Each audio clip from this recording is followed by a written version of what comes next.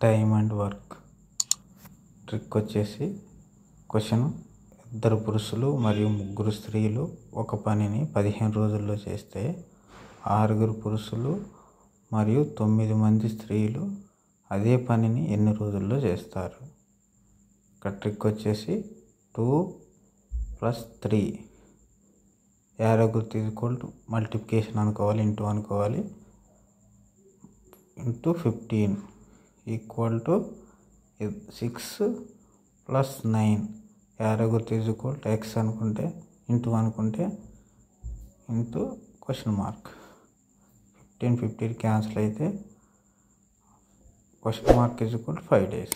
Homework వచ్చేసి 4 పురుషులు మరియు 7 మంది స్త్రీలు 20 రోజుల్లో ఒక పనిని చేస్తే 16 మంది పురుషులు 28 మంది స్త్రీలు ఎన్ని రోజుల్లో చేస్తారు?